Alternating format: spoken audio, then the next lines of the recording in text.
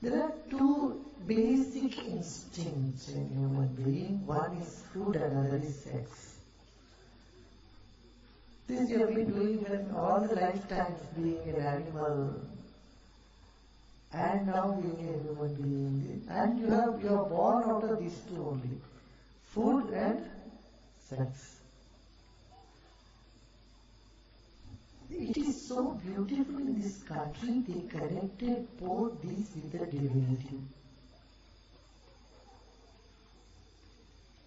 Food is connected with God. The food is God, is Upanishads declare. So when you consider food as God, you will not overeat it, you don't simply stuff it. You eat food with so much honor. Honoring food. No festival in India goes without food. And you go to temple, first thing there is some prasad. Without prasad, there is no pilgrimage, no festival. Food is connected with God. Prasad is only a little bit more than prasad.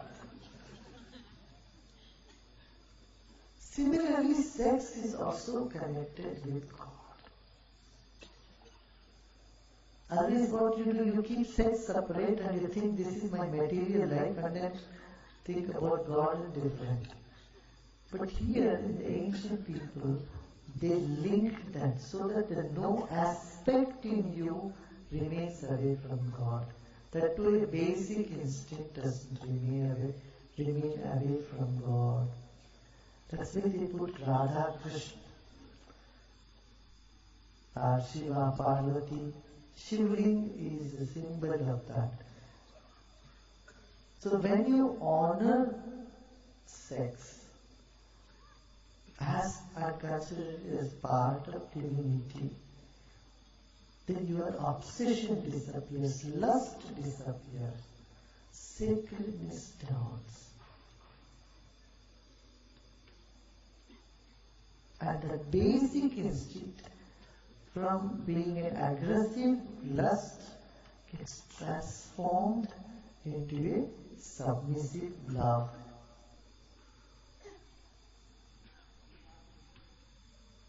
This is the ancient thought.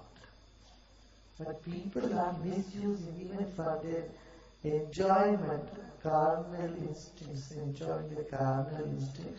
They're trying to use yoga also on spirituality. This is wrong. This is a blunder. It should be the other way around.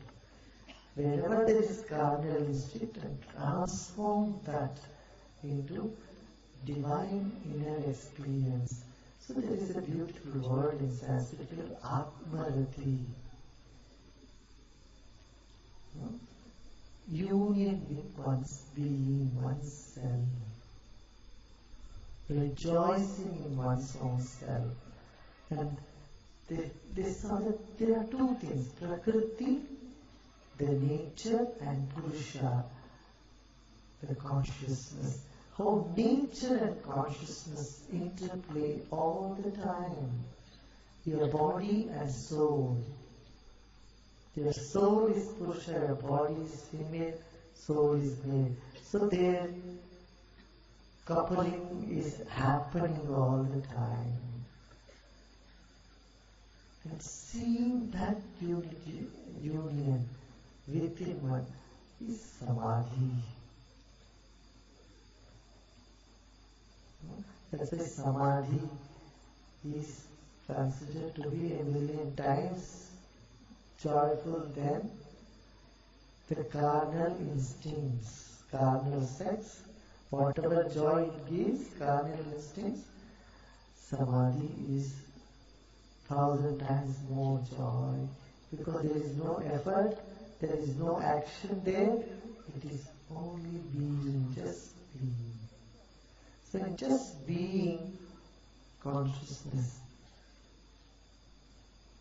the play and display of consciousness comes to one's awareness, one's experience. That's a beautiful thought. So don't keep any corner of your existence, life, away from divinity. So divine should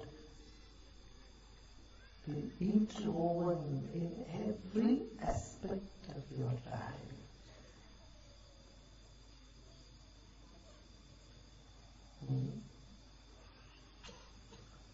And that is called brahmacharya. Brahmacharya is moving in the infinity.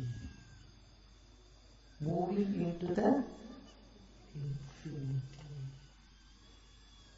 Uniting with the infinity, not with finite thing, but with the infinity.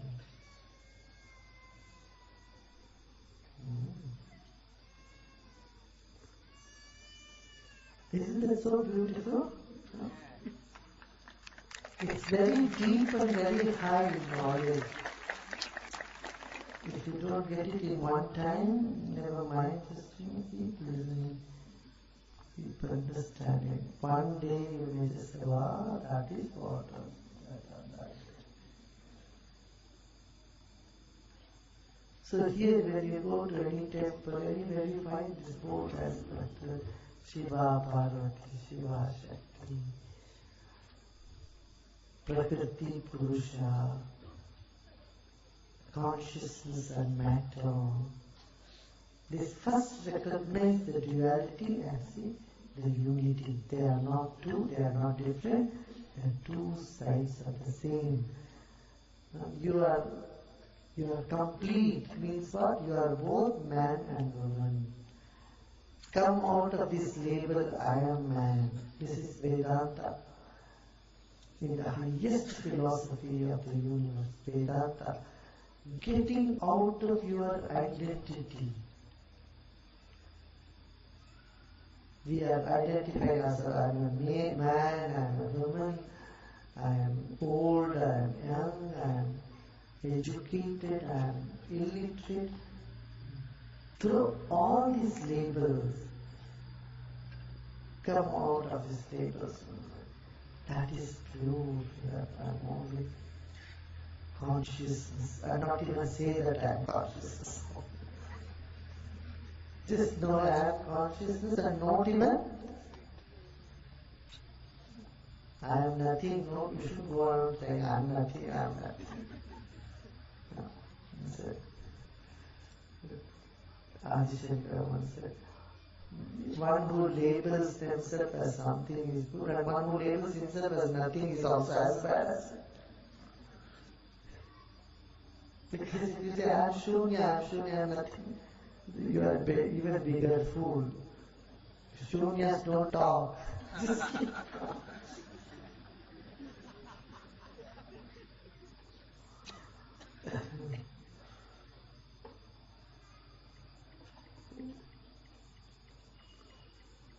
How can you say I am nothing? You are saying something. There's somebody there saying I am nothing, be quiet. Shut up. Shut up. I'm nothing, shut up. Chup.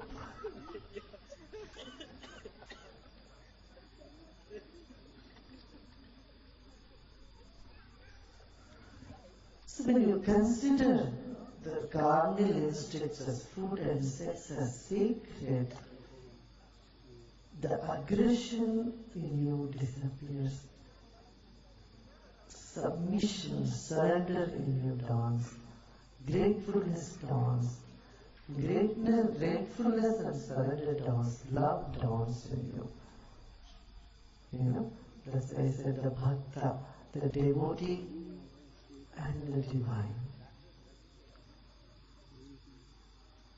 They become one, they merge into one. It's so fascinating, isn't it? How many of you think it's very fascinating? So fascinating.